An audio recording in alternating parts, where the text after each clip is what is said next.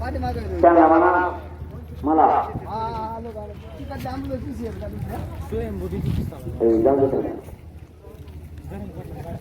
लवकर जाऊन द्या सगळे म्हणताना वाटाचं कोणी बाजूला घातलं ते भोसडीचं झाडून भरला कसं करतात का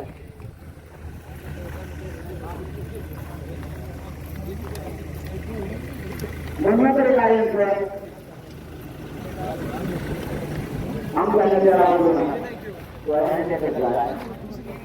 त्याला म्हणा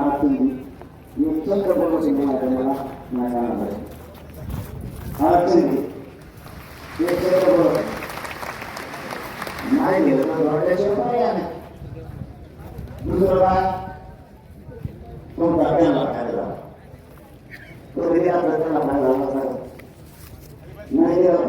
नाही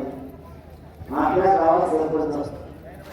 वेगळी जर काम नाही केलं आपण काम वेगळं काम दुसरा काम नसलं आपण काम कोणाला सांगतो गावाच्या सरपंच कमाई सरपंच सांगतो मुलांना आणले आला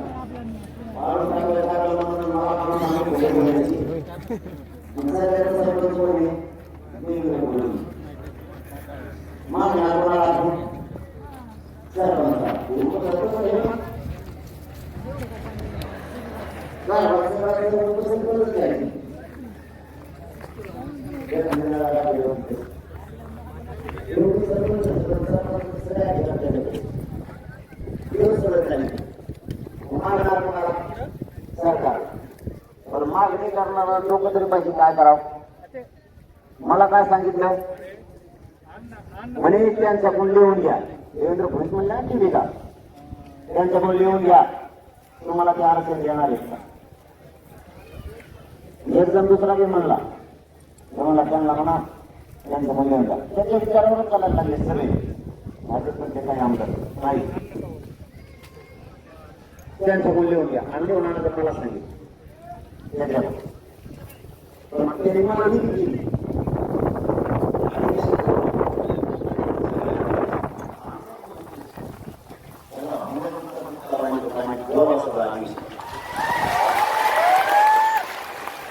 पण अधिवेशन करून बघावं लागतं आता अधिवेशन झालं एसीबीसी साठी सरकारने बोलवलं मुख्यमंत्र्यांना अधिकारी उपसरपंचाला अधिकारी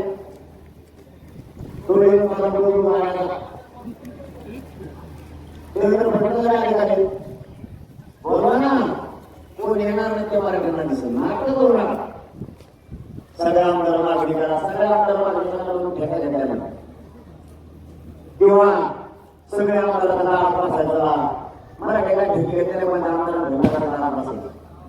सरकारने अधिवेशन बोलावं ओबीसी आरक्षणाचा मराठ्याचा विषय ठेवावा त्यांना सगळ्या आमदारांना बोलता येत नाही बोलत ते मराठी दिवसभर बघतील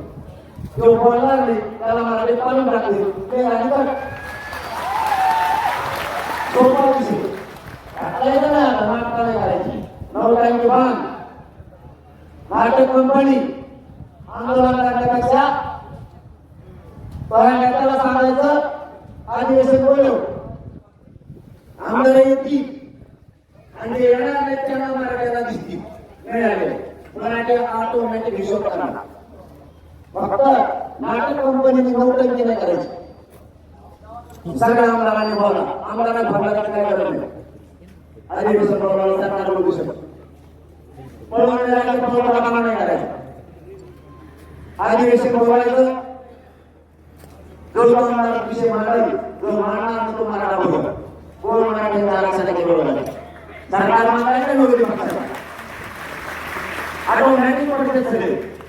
काही करायची गरज नाही पण नाटक कंपनी नाटक चालायचं नाही आपण मांडायला मागत नाही नाटका दिवशी नाटकाला रंगी पाहिजे बरेच पडल्याचं मागत ते तरी पुढे मागचे सुद्धा याला घ्यायचं नाही याला अधिवेशन पण बोलवायचं नाही मी आजच सांगतो तुम्हाला हे फक्त नाटक आणि बहाणा अधिवेशनाची मागणी केली कोणाकडे गेली करणार आहे विधानसभा अध्यक्षाला सरकार पक्ष बरोबर आहे का